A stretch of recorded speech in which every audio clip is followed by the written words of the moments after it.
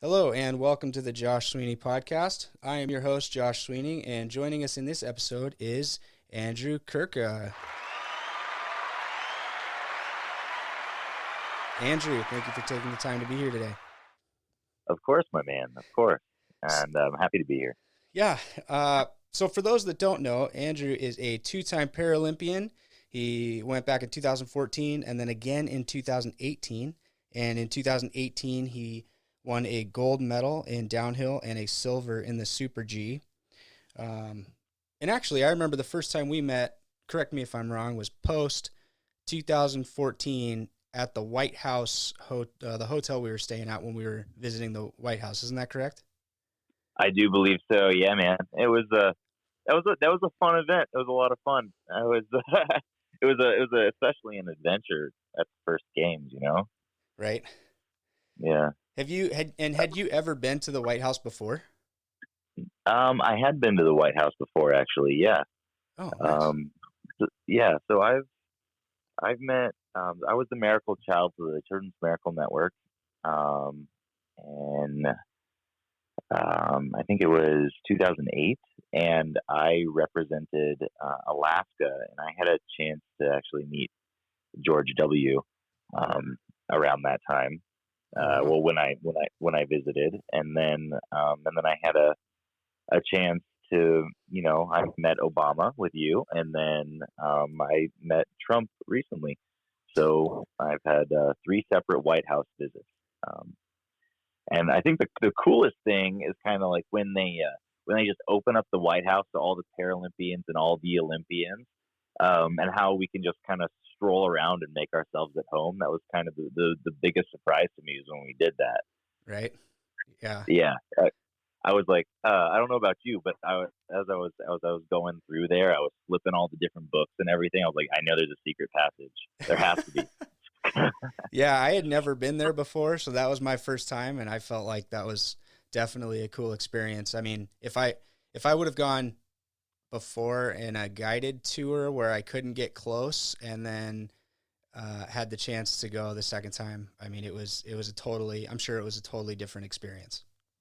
Yeah, exactly. I think we definitely get treated a bit special, especially being like a medalist going in there and everything. All Pretty cool. right. Yeah. So we'll get back to your skiing career, but one of the things I guess I'd like to start from the beginning and kind of talk about you growing up and what you were like as a kid. Yeah. My childhood was I grew up on a farm, 640-acre farm in a small town known as Nikolaevsk, Alaska, and it's just out of Homer, Alaska. A lot of people know where Homer is. It's the halibut fishing capital of the world.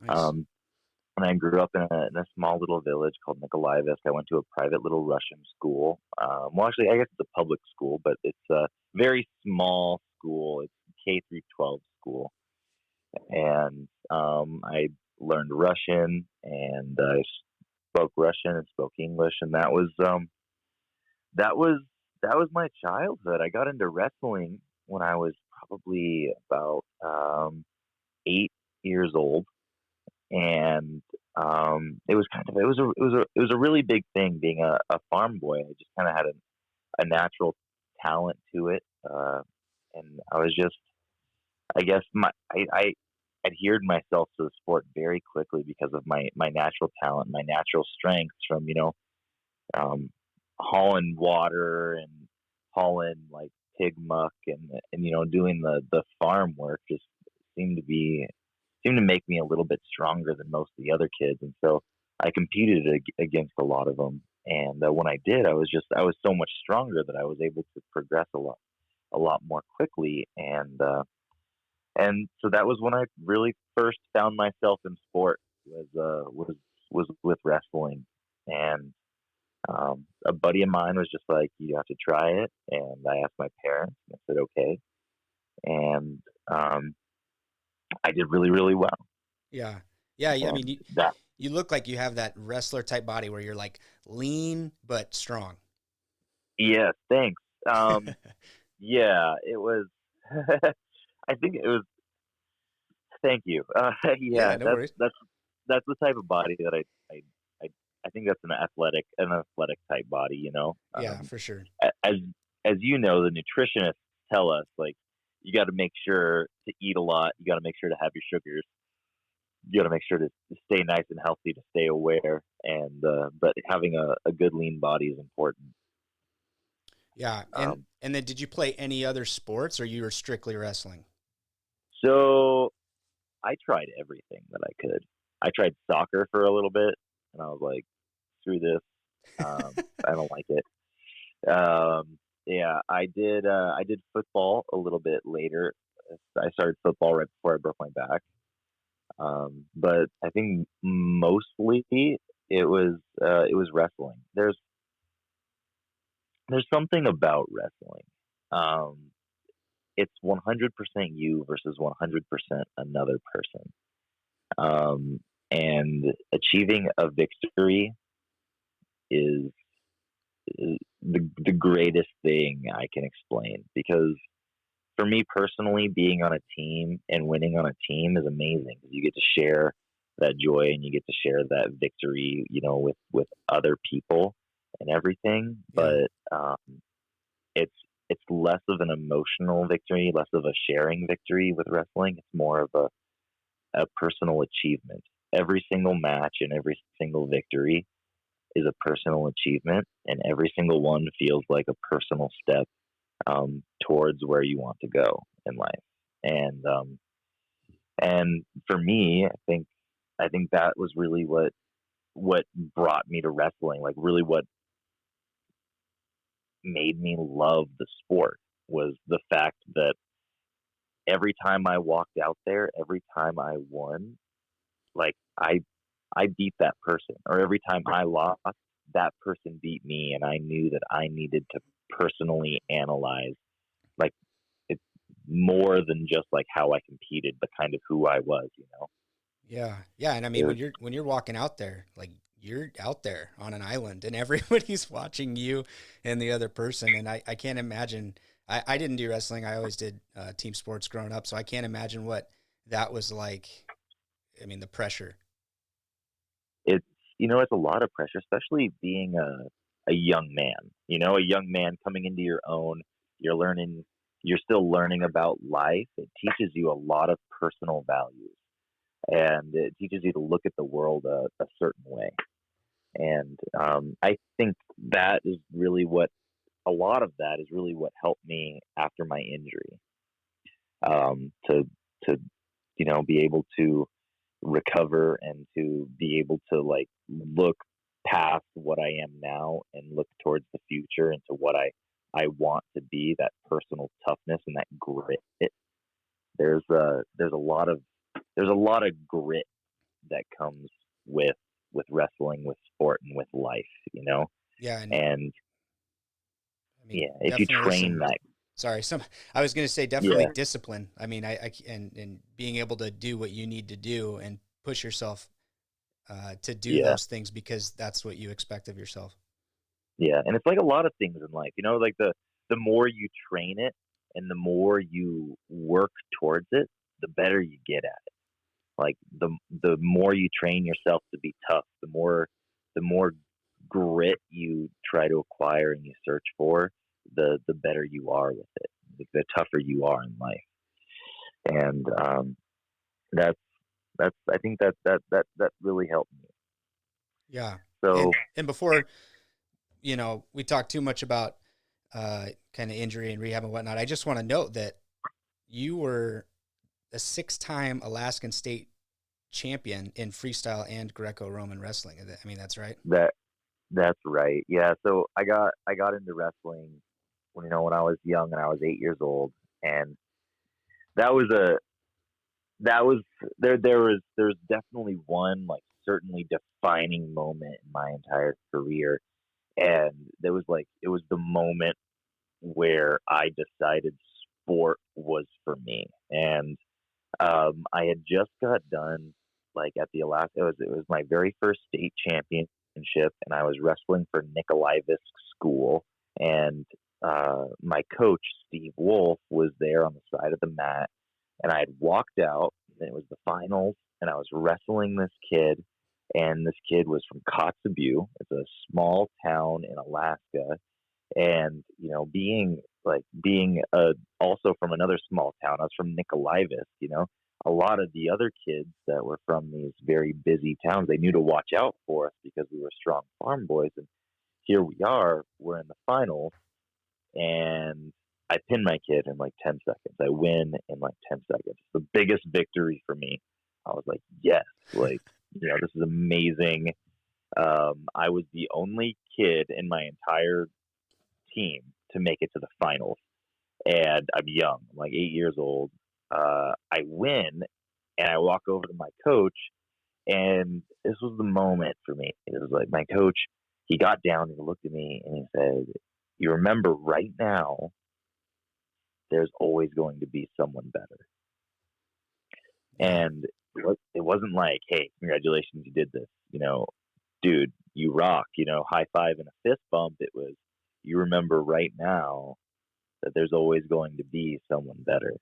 And it was the moment like that that helped me. It kept me up at night, but it helped me to realize that I needed to search to be the best version of myself and to be the best that I could be. So, like, when it really came down to it, I went home. I stayed up all night. I thought about it, and I decided that I wanted to be an Olympian, that I wanted to be the best, that sport was for me, and that I wanted to go back to my coach and I wanted to tell him, "Hey, guess what, bro? I'm the best now." Yeah. That's really what it came down to. Is there is no one better when you finally achieve that gold medal on the world stage or at the Olympics, is when it was a dream. He helped me to grow that dream, and competition and sport helped me to really, really grow that dream. And you've had that dream as well. Yeah. Yeah. And I almost feel like that coach, he probably set you up for success, in that, you probably went over there looking for some sort of affirmation from someone else to tell you how great you did.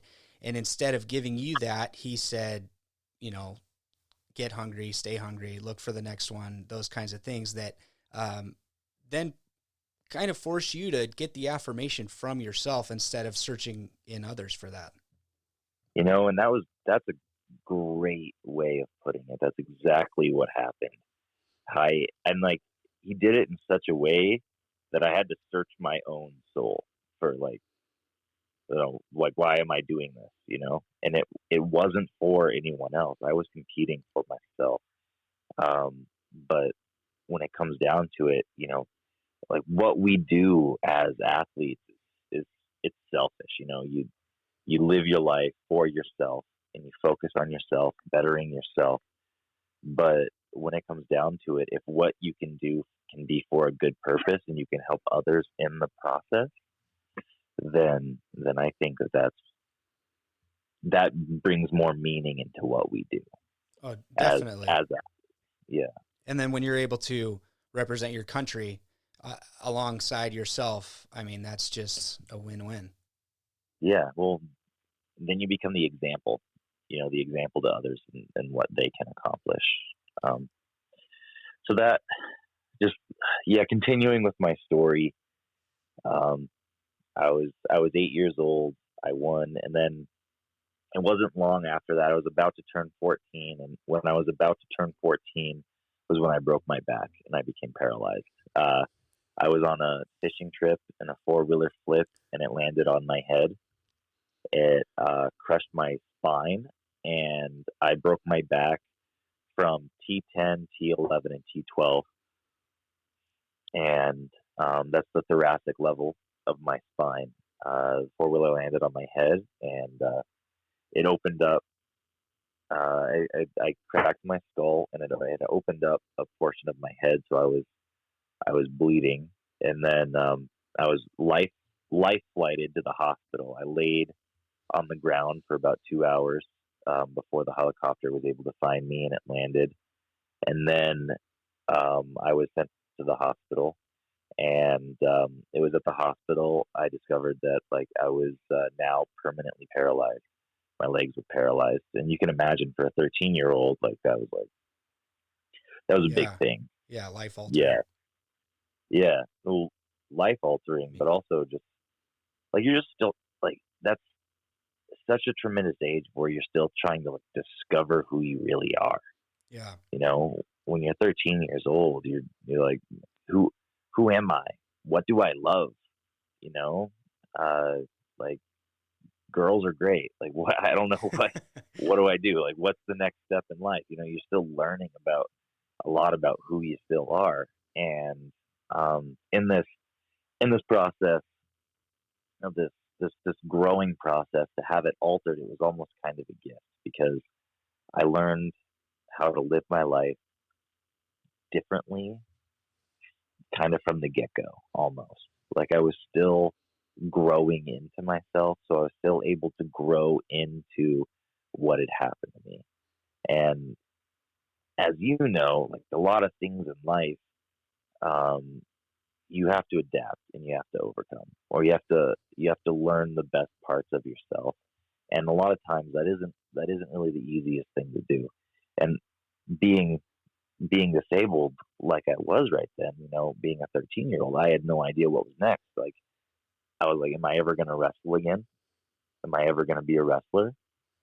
And like I at the time I had never skied in my entire life. I had no idea that skiing was going to be what was on my plate. At the time, I was like, like, what's the next step for me in life? Am I ever gonna have a job? Am I gonna be a loser? Am I still gonna have friends? Like, I didn't I didn't know what was going to become of me, and that was where I really found a lot of fear, and that self reflection, like that same self reflection and that same affirmation that you were talking about that my coach had kind of he's kind of like given me that self realization. Now I had no idea what I wanted in my life. That dream was almost kind of torn away from me. Yeah.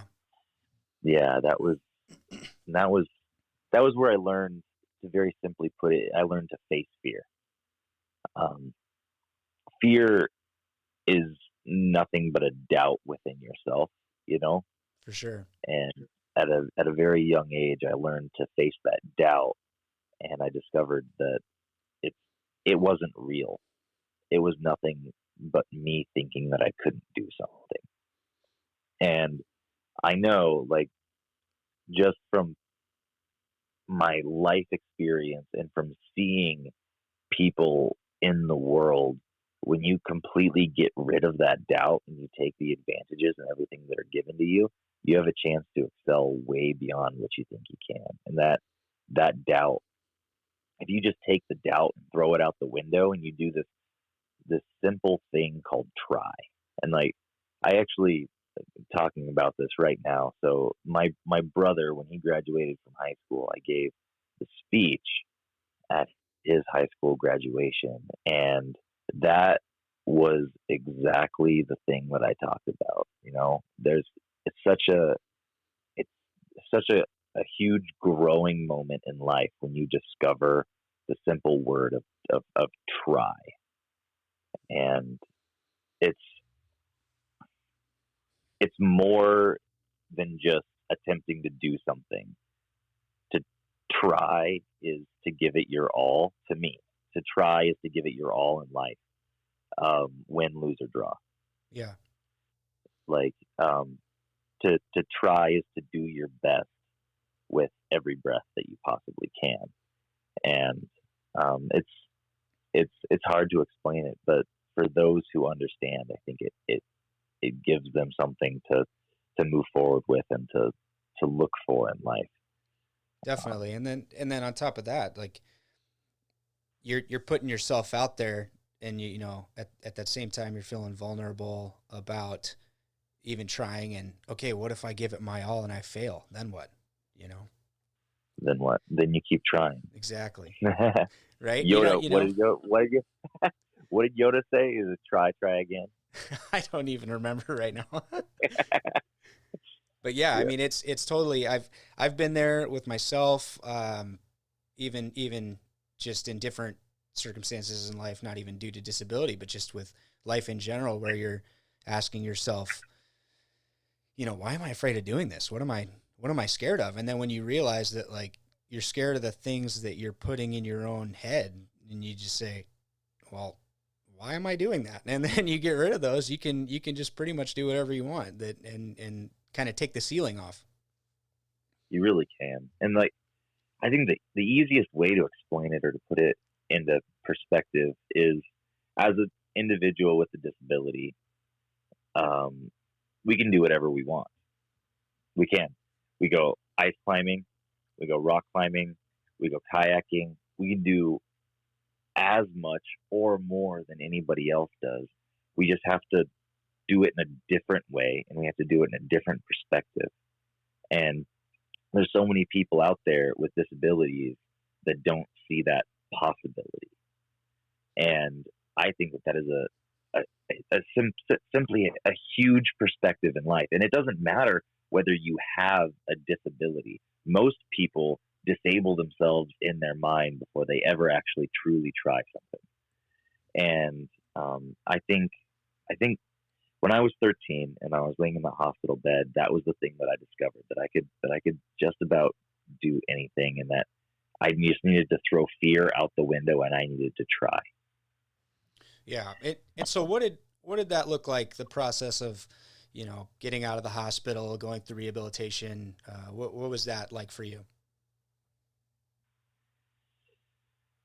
The It was a long and very drawn out process. I had a very bad kidney infection when I was in the hospital, and I ended up becoming septic. A lot of my open wounds from my spinal surgery um, actually I ended up getting really, really sick. And I ended up being pretty lucky in the whole process. Um, but it took 3 months, and it took a lot of depression. I mean, man, I was 13 years old. I was still trying. I had everything that I had so far I had learned about myself just completely thrown away, and I had to learn how to use a wheelchair. I had to relearn kind of how to be myself. And so, over the next 3 months, I learned how to adapt. Um, and one of my, I remember one of my doctors. I very distinctly remember, and my mother got very angry at her because she told me, she was like, you're never going to walk again, and you need to accept that. And I told her I was like, I'm going to. And she was like, you need to accept that you're not going to. And I was like, she made me very upset. She made my mother upset. And it took probably about 2 years worth of full on recovery, like just working. I went to PT every day for twice a day, every day, except for Sunday and Saturday. And I was actually, after 2 years, I was finally able to walk with leg braces and walk with crutches, which is still currently how I walk. And the first thing I did was I went back in to that doctor, and I walked up to her, and I was like, here I am. And you were wrong, you know? Yeah. And honestly, she did like one of the most wonderful things is she was happy for me. And I wanted to walk in. I didn't know what I wanted, but I was young. I was 15 when I walked back in there, and I walked up to her and I was like, here I am. And she was like, you're taller than I thought. And I was like, thank you. And then I left. I remember, like, this I left, and on my way going home, I was in the vehicle with my mom, and she drove me there just so I could stand up and walk over to my doctor at the time. And the doctor called us on the way home, and she said, I have just nominated you to be the miracle child for the Children's Miracle Network. And that was like I said earlier, it was my first chance. I had a chance right then to travel the United States. I had a chance to talk to children with uncertain futures. I had a chance to kind of to make a difference. I had a chance to get out of my comfort zone and to live. And I was like, hell yeah, of course I want to. Yeah, that's And amazing.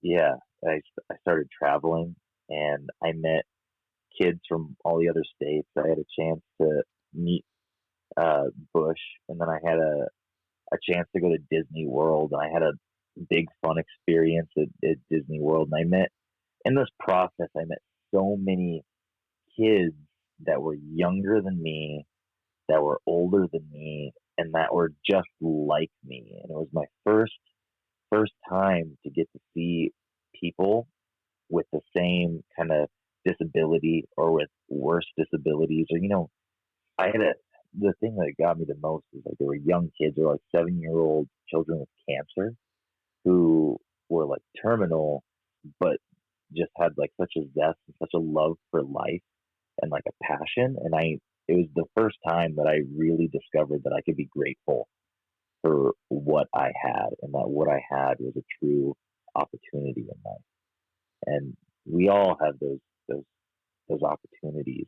But we just I like to preach the power of perspective, because you know it depends on how you look at something For to how sure. it affects you and to how you understand it. And sometimes if you just change your perspective, something so simple can make a huge difference for you.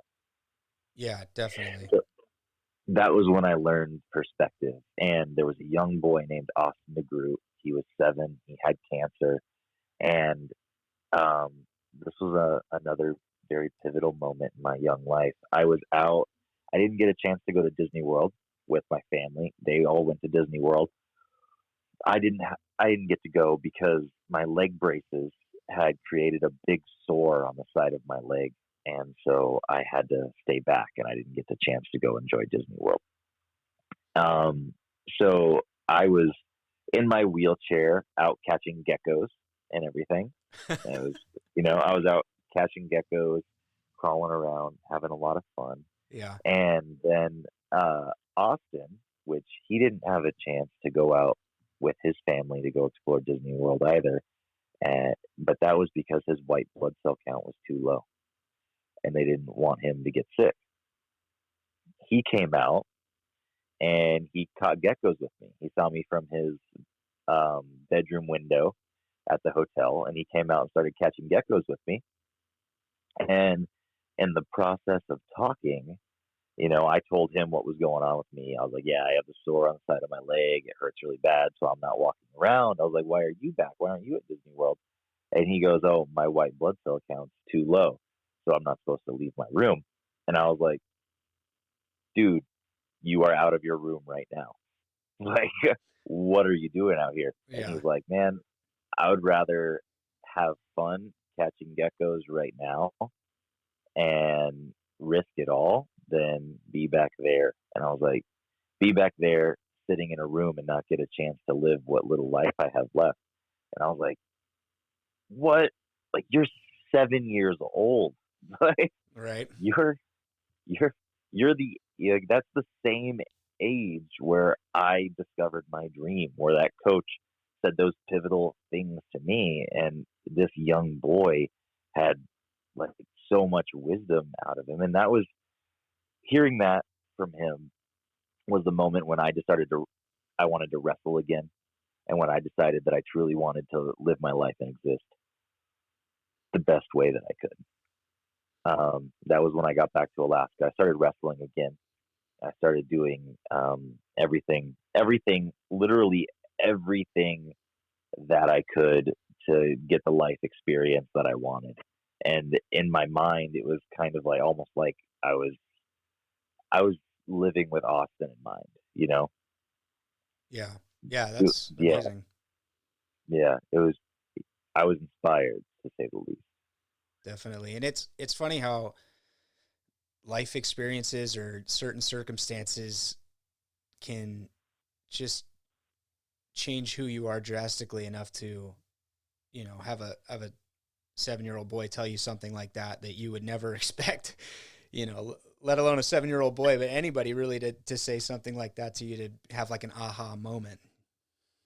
Yeah, and life's all about the aha moments. I mean, very simply put, and instead of a long drawn out story, like sometimes we all have little aha moments, and all it takes is the right person saying the right thing.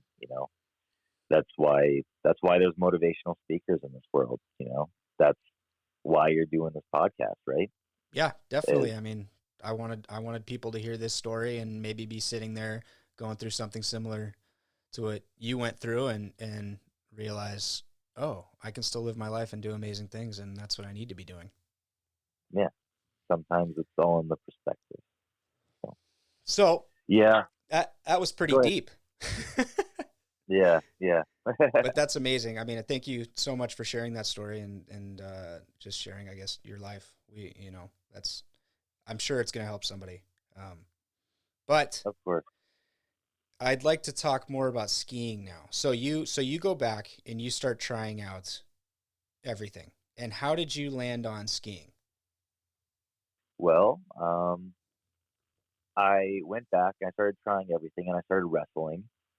And my physical therapist at the time, who was like the best physical therapist ever, she had actually come to one of my wrestling tournaments and she watched me wrestle and she watched me win state. I had won state wrestling without my legs being paralyzed. I competed. And That's awesome. she goes, yeah, she goes, have you ever tried adaptive sport? Like, she was like, and I was like, nah, like, I don't know, what is that? And she was like, well, skiing. Skiing's a great thing. I think you should try it. I think you'd like it a lot better than wrestling. I was like, nah, wrestling's for me, skiing's for pansies. I want to do skiing. Only wusses ski. I'm a wrestler. Yeah. And she was like, I'll give you a chance to do it once. I want you to try it. And I said, okay, I'll try it. So when I was just turning 16, she took me there. She took me to the mountain, and for the very first time, I had a chance to try sit skiing, adaptive sport. She introduced it to me, and she paid for my first lesson, and I loved it. I loved it so much, and I found out that I could, be the best in the world at it. That there was actual Paralympic sport, that people competed on an international level, and that I could be a competitive athlete again. Like, I had a chance to chase that dream I had as a young man. I had a chance to be the best in the world, and that was when it flourished for me. And I literally did it. Like, from that moment, I was like, just like I did with wrestling, I was like, bam, I'm dedicated to this. Like, this is it. I'm gonna go for it. I'm gonna win. I'm gonna be the best. And in that process, um, I traveled and I competed, and I was given a lot of different opportunity. But I dedicated myself to it. I worked 2 different jobs. I worked at a sportsman's warehouse, and I worked as a radio DJ. I got the radio DJ job when I was 15. So I started working, and I worked 12 to 16-hour days to save up money so that in the wintertime I could travel down to Aspen, Colorado, and I could compete, and I could try to make it onto the U.S. team. So, like I said, I dedicated everything. I saved up money. I figured out that if I was able to raise about $2,000 and I was able to save up about $8,900 um, from working over these 6 months, then I was able to head down to Aspen, Colorado, and I was able to have a room, and I was able to travel and to compete and be an athlete. And that was what I did. I dedicated myself 100% to it, and I got really lucky. Oh, I don't know about getting lucky, but I worked really hard, and in about 1 year, the first year I moved out of Alaska and I moved down there when I was 17 years old. I was able to get 2 silver medals at U.S. Nationals, which landed me on the A team Wow. for the United States, which put me at top 10 in the world. And ever since then, that's where I've been. Uh, That's and amazing. so, yeah, I did it, and Yeah. it was a huge pivotal moment in my career. So Um, why is Aspen the spot to be? well, it was at that time. And the reason Aspen was the spot to be was because all of the best skiers in the United States lived and trained there. All of the best, like adaptive sports athletes, like Tyler Walker was there, Chris Devlin Young was there. All of the best athletes were there, and I needed to go down there, and I knew I needed to train with the best and compete with the best if I wanted to be the best. Definitely. And that's exactly what I wanted. And did And those it was, guys kind of bring you in and help you, or was it more of like, hey, see you on the mountain? um, it, well, it was more like Casey on the mountain. There wasn't a lot of like under the wing type stuff. Yeah. Um, they were also on a very different schedule, so it made it hard. But Tyler Walker was actually, I would say, a big mentor in my career. And like I say Tyler Walker. You guys, whoever's listening, can Google him. But he was an adaptive athlete. He won X Games a few times, and at my very first ever ski camp, he was actually my mentor at my ski camp.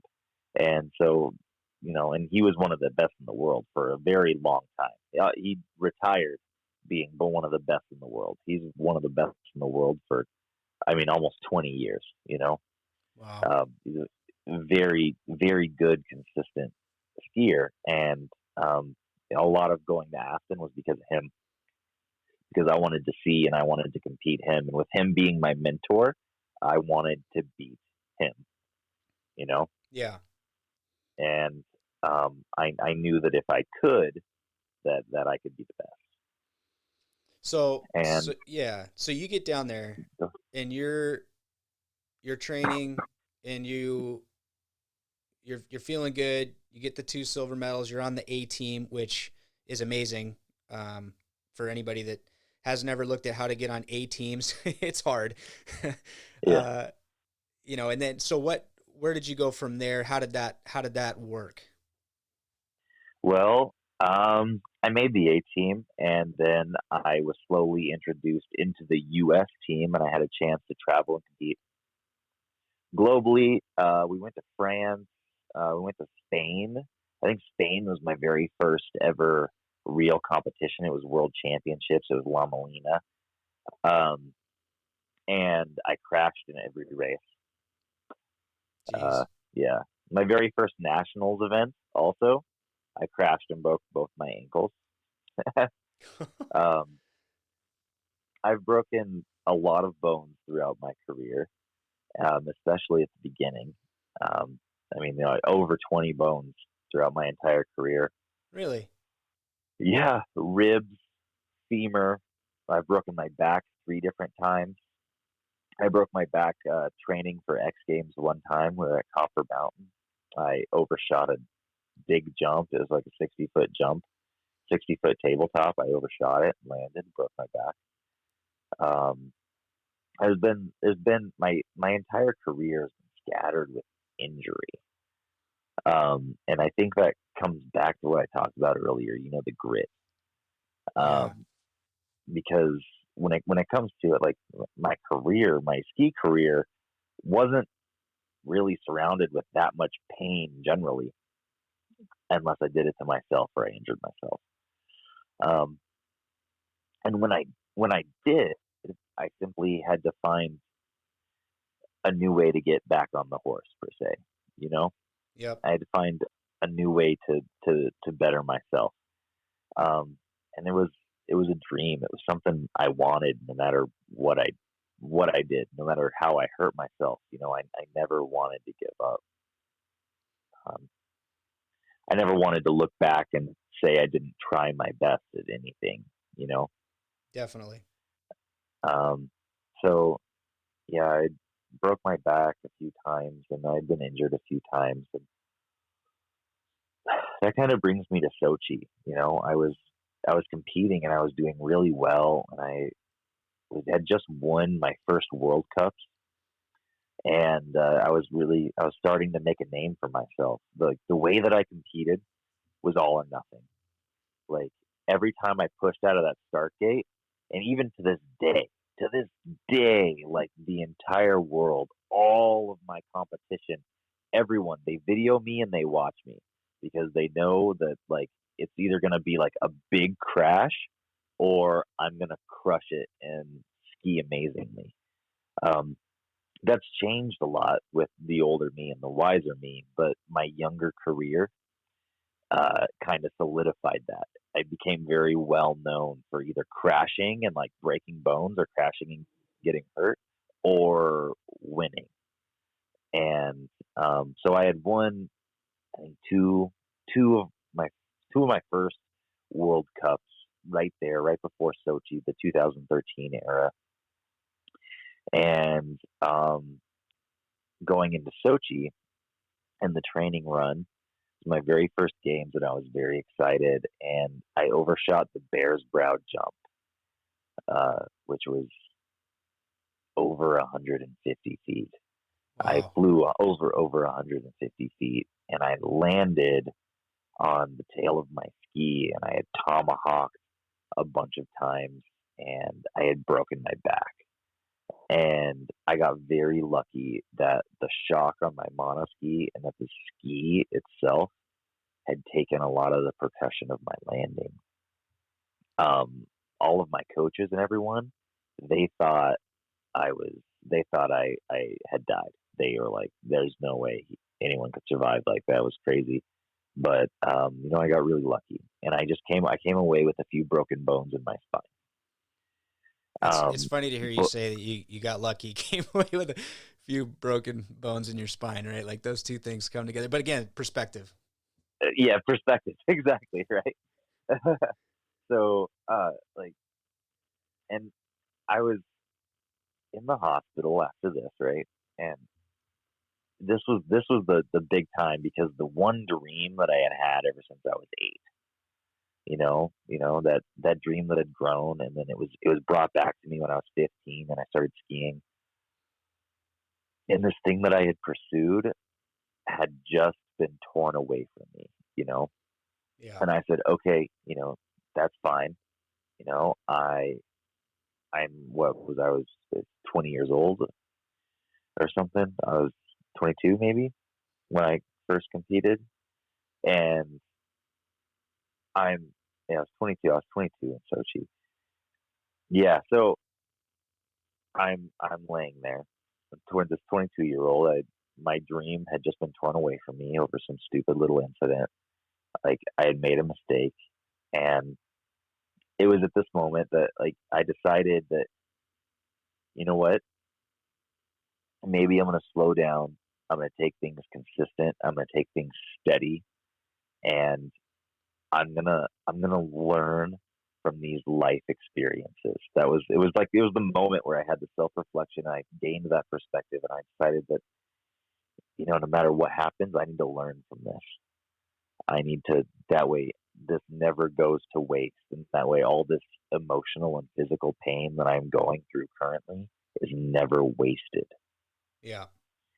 Yeah, and then it was a little bit after that, about 4 months later, or 5. It was We competed in March, and then the next November I broke my femur. Um, and it was just happenstance. It was just a training accident. A kid hit me, and I broke my femur, and it had snapped, and a um, it was a compound fracture up near my right femoral head, and it was pretty serious. And again, I got lucky. It didn't sever my femoral artery. Um, Yikes. the nerves were painful. Like, just to explain it to you, uh, I would like wake up and someone would ask me a question, and I would answer it real quick, and then I would pass out. And they said that I was having seizures on the mountain. I don't remember having the seizures. I think that's part of having a seizure. Um, but yeah, during this whole thing, the one thing I remember is that they were telling me, they're like, dude, you can't fall asleep. You can't fall asleep. You have to say the alphabet backwards. And I was like, all right, cool. And I said the alphabet backwards. I don't Just even so think I could do that not in pain. I know, right?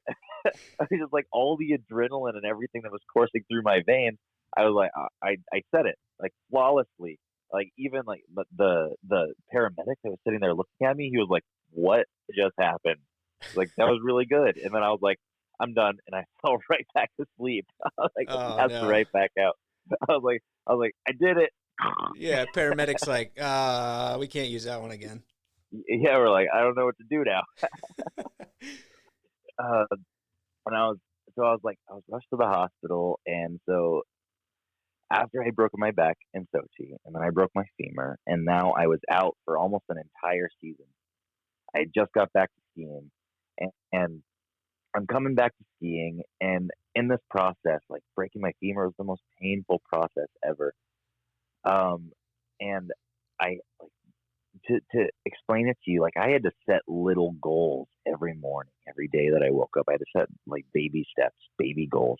I would be like, all right, man, like, I have to pee, I'm gonna get out of bed, and I'm gonna get to the couch, and then I would crawl to the couch, and it'd be so painful, and I would lay there for a bit, and I'd be like, all right, now I'm gonna crawl to the bathroom. And I had to set these little baby steps and these little baby goals in life, just to try to like progress just a little bit.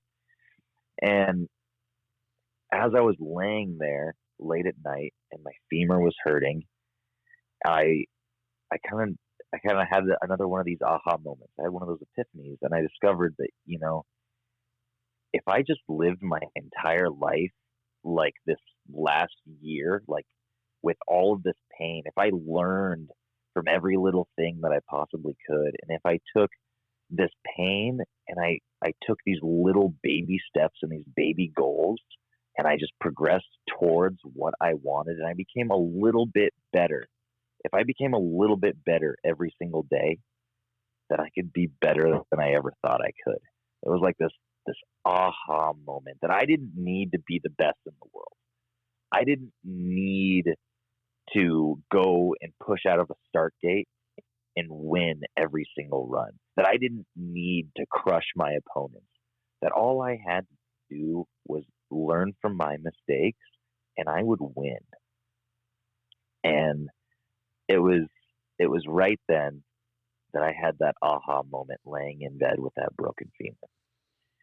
And skipping forward a little bit, I had worked really, really hard. I had done physical therapy, and I had finally gotten back into my monoski bucket, and I had finally started skiing. And my very first race back was World Championships in Panorama, Canada. It was in 2015, and I had gotten bronze medal in the Super G.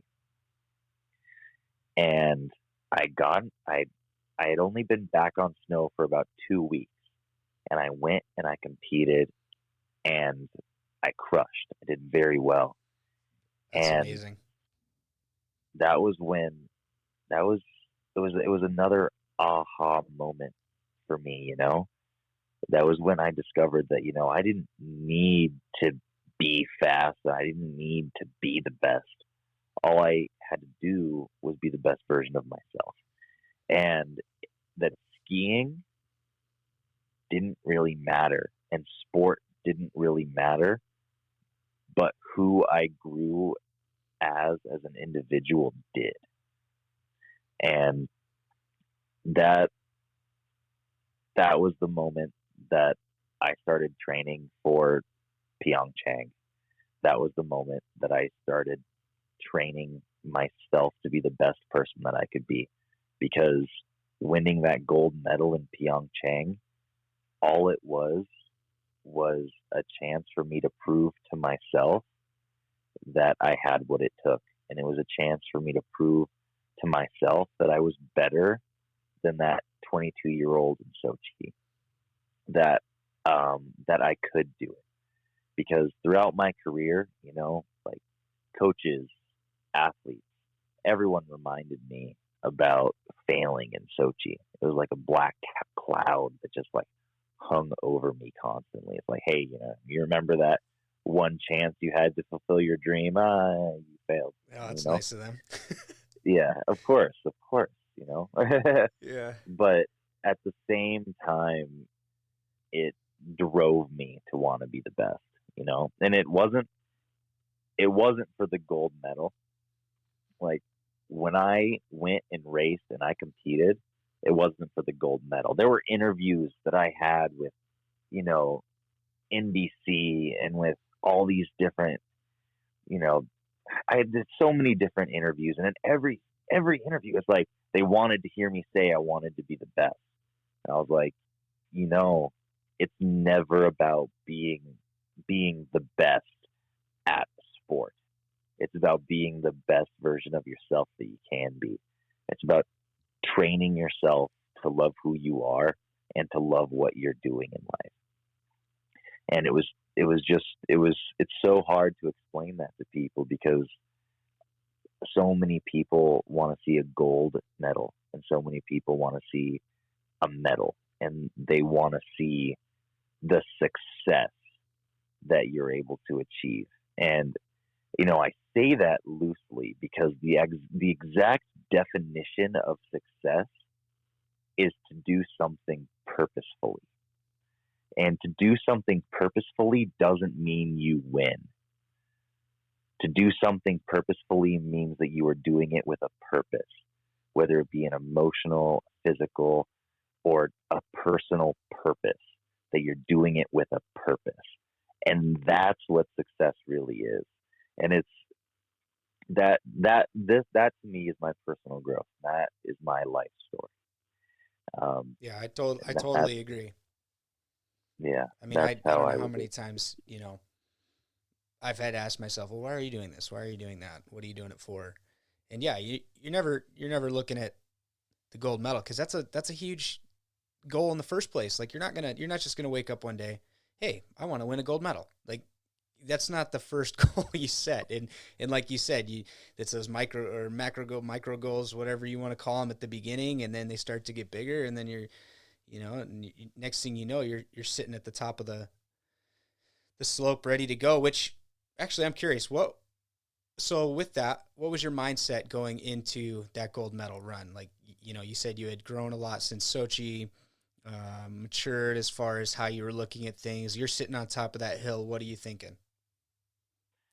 I was sitting up there knowing that I had everything that it took to win. The only problem was whether I could do it. And I think that goes for a lot in life. You have everything that it takes to do whatever you want to do. The problem is, will it come together, and will you choose to be able to do it? Will you put the effort when the effort is needed and when it's called for? And when I was up there and I was pushing out of the start, I didn't want to win. I didn't care about winning. To this day, I still don't. It's not about winning. It's about personal growth and bettering myself. And at that time in Pyeongchang, I wanted to prove to myself that I was better than the kid who crashed in Sochi. That was it. That was all. And well, that's all it took. that's all it took. as I just wanted to prove that I was going to be a bigger person. I was going to be a better person than I was years before. And if I didn't succeed in that, then I knew that skiing wasn't for me. Very simply put. But all I had to do was finish the run, and I knew that I didn't need to win. I didn't need to get a silver medal. I didn't need to get a gold medal. I didn't need to get a bronze medal. I just needed to finish the run to be better than I was in Sochi, and that's all I needed to prove to myself. And I can tell you right now that coaches hate athletes that are like that. they want an athlete that is kind of want to crush everyone and wants to go out there and win at everything all the time. You know? Yeah.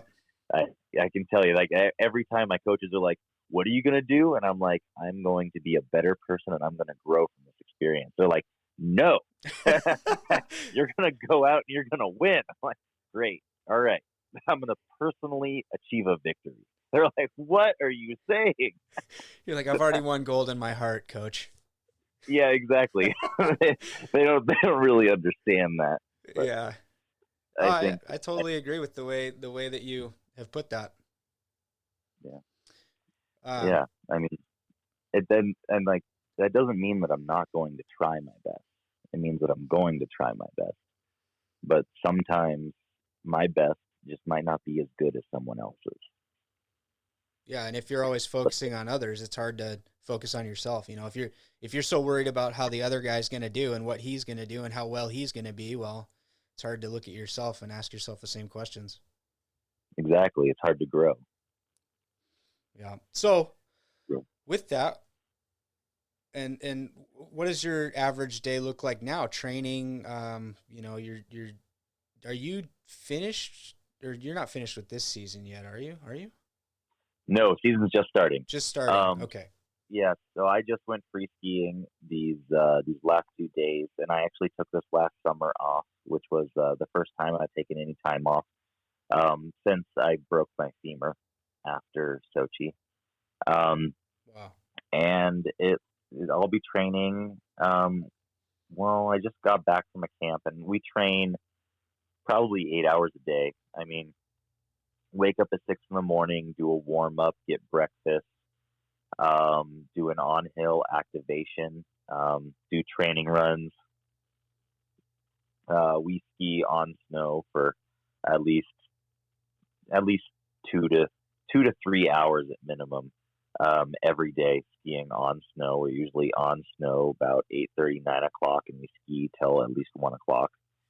And we do our pre-activation, our exercises in the gym and everything before that. And then we have an activation at the top of the hill that we do before racing. And then when we get done, we have a cool-off activation or a strength activation to help keep our lactic acid pumping and to help keep our muscles strong throughout the season.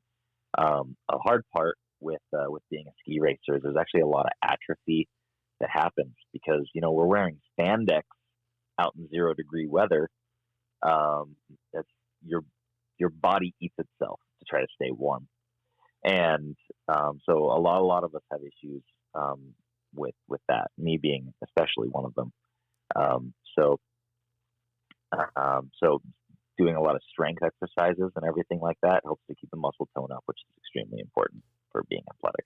And do you guys have a lot of, like, do you have somebody that follows you around with, I don't know, some kind of nutrition and like carbohydrate beverage or something to keep you guys consuming calories?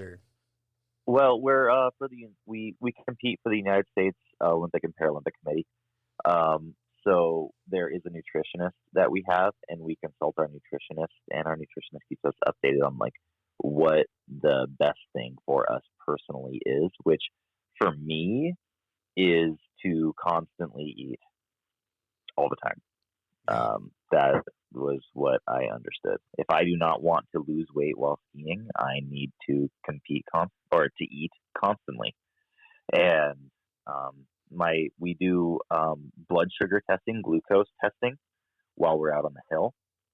And the glucose testing helps us decide like how much sugar we're supposed to ingest regularly, which for me is a Cliff Bar every 30 minutes, or Yeah.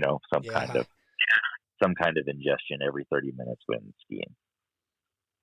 Wow. And so thinking about skiing and calories and losing that muscle mass and whatnot, but does your weight, so like in most sports like hand cycling, triathlon, sled hockey not so much, but like you want to be as lean as possible, you want to be like all muscle. Now with skiing, because you're using gravity as well as all of your muscles, like do they are you trying to be heavier, or are you just trying to maintain a healthy weight? So I have experimented with this um, pretty regularly, and I've gained a lot of muscle when competing to try to gain some weight. And I've been lean and athletic, and I have found that actually being lean is being lean and being fit, like almost kind of skinnier, is better, even though I weigh a bit less.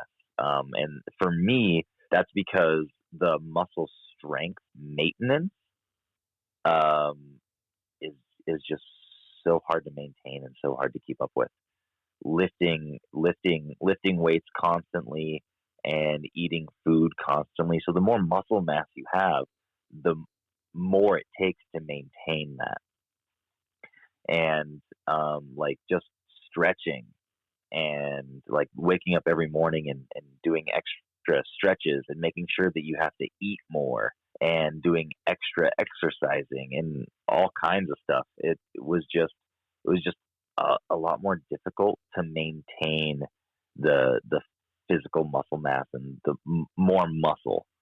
Um, and it wasn't for me. Some Yeah. people like having a little more weight. Um, Others not so much. That sounds like it would just be mentally exhausting too. Like you got a whole day of training where you're going to be on the mountain and you got to get up and think about all these different things that you have to eat and pack and do. And yeah, that just sounds like it would be tough. It is. It takes a lot of dedication regularly and daily. Between food and between like exercising, waking up in the morning, and then exercising before going to bed. And you're literally that's your entire life is revolving around it. And I understand that's being dedicated to a sport, and that's what it takes to be the best in the world. But if there's something you can do to make it just a little bit easier or a little bit less exhausting, that's it helps substantially, because a little bit more rest can help mean that you're a little bit more active for your races the next day or something. Yeah. And just allowing your muscles to recover to what they need to recover to. Yeah, makes total sense. Now, what kind of advice do you have for anyone that's interested in getting into skiing as far as, like personally with sled hockey, I get contacted about, well, how do I play sled hockey? How do I, and it's like, well, you got to find a local team if you can and this and that. So what kind of avenues do you have for somebody that hears your story and says like, well, I might try to do skiing? Is there like a place they can go online or, you know? So my number one suggestion, with anyone who wants to get into adaptive sport or anyone who knows anyone that wants to get into adaptive sport, there's a website called US Adaptive that I had built a few years ago, actually. Um, and this website is kind of like an exclusive all access website. You can go to the website and you can see adaptive programs near you, and, and then you can go to that adaptive program and try out different sports depending on what they offer and depending on where you live and what's nearest to you. I know Disabled Sports USA also has something very similar to that.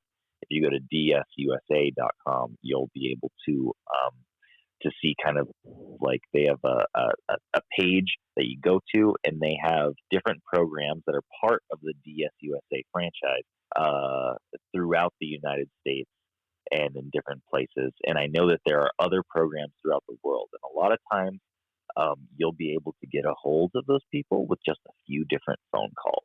So I suggest giving Disabled Sports USA a quick Google and, getting the information you can from there and taking those avenues. Um, because if there is something that you want to do, chances are, if people haven't done it yet, they're going to help you be able to do it. And I think that that's one of the most important things in this world. If you want something that you like and you love, you need to go for it. Yeah, I mean, I just got onto so it's usadaptive.net website, and this is amazing. And I wish I would have known about it a lot sooner so I could have shared it with other people, but I'm definitely going to be telling people about it now. Oh, awesome. Thank you, man. Yeah. Yeah, no. And so you're still working at the radio station, is that correct? Yeah, I still work at the radio station. I do a lot of voice work. I've been doing a lot of voice acting and narration work. And I do a lot of commercials. I worked as a radio DJ since I was 15 years old. It's one of the few things where having a disability doesn't really hold you back, you know? Yeah, definitely. I'm learning that. And Yeah. so what other hobbies do you have? Because I can't imagine you just work and ski, or is that pretty much your life? No, I fish, I hunt, I spend a lot of time outside. I'm very big and avid outdoorsman, and I'm going to be getting my pilot's license here shortly. And I already have my captain's license for boating. And anything that involves being outdoors, I love it. I just bought this summer. I took the time off because I'm building a bed and breakfast here in Alaska. I have my own airstrip, and I'm building a bed and breakfast, and I want it to be kind of like a corporate retreat bed and breakfast type area. But I also want to take people with disabilities and host them and show them the great outdoors of Alaska, because I'm an Alaskan, and I'm an Alaskan through and through, and I love the great outdoors, and I want to bring people with disabilities to Alaska, and I want to give them a chance to, catch a fish bigger than them, something they don't often get to experience, or I want to take them ice climbing, and, I want the corporate portion of, the corporate, kind of like the corporate retreat portion of my bed and breakfast to help fund that. That's awesome. And so when you say pilot license, are we talking fixed wing, or are we going to go rotor? What are we doing? Oh, I'm looking at rotor, just private pilot's license, and I'm looking for I'm right now. It's going to be a very basic private pilot's license through Able Flight, which is an adaptive program out of Purdue University. So it's actually a free pilot's license through them. And then if I want to if I want to expand onto that, I'll be able to. That's really cool. I think that's something that, especially if you're up in Alaska and you like doing all that outdoor stuff, I mean, it sounds like it would open up a lot of opportunities. It opens up a lot of opportunities, and especially with the bed and breakfast that I'm building, it opens up a lot of opportunities there as well. So the way I see life is life is a series of investments, emotional, physical, and life investments. And if I'm going to do something, I want it to be a good investment for my future and myself. Do everything in life with the best intentions in mind, and you'll be successful. If you do things purposefully, you'll be successful. So having the best purpose behind something. Yeah. So then what's next on your, outside of the bed and breakfast, what's next sport-wise, skiing? What are you looking at? You said you're just starting the season. Do you guys ever have, like with sled hockey, they have usually it goes Paralympics, then Worlds, then an off season, and then Worlds, and then Paralympics. Now, is that kind of how skiing works, or is it always on?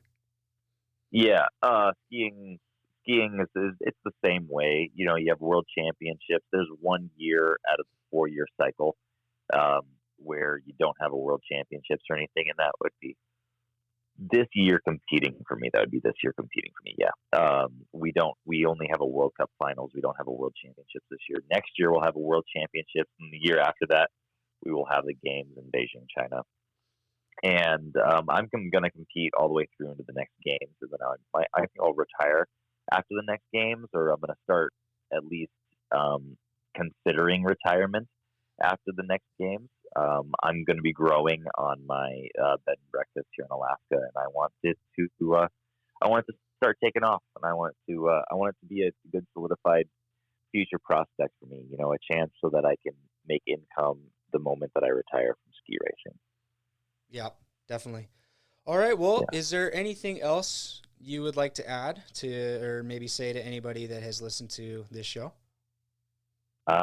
No, Josh. I think we covered everything. You know, we covered you covered the adaptive sport side of things and helping to get people into adaptive sport. And if anybody has any personal questions for me or anything, or if anyone knows anyone going through a tough time with an injury or with an accident or anything like that, they're more than welcome to hit me up on social media. I'll try my best to respond and to talk to them and to help whoever I can through. And I have videos online that might be able to help anyone going through a tough time as well. Perfect. Well, Andrew, thank you again for taking time to be here. And to all of you that took the time to listen today, we thank you. If you enjoyed this episode, make sure you subscribe to the Josh Sweeney podcast so you don't have to worry about missing the next one. And again, thanks again, Andrew. Of course. Yep. Until next time.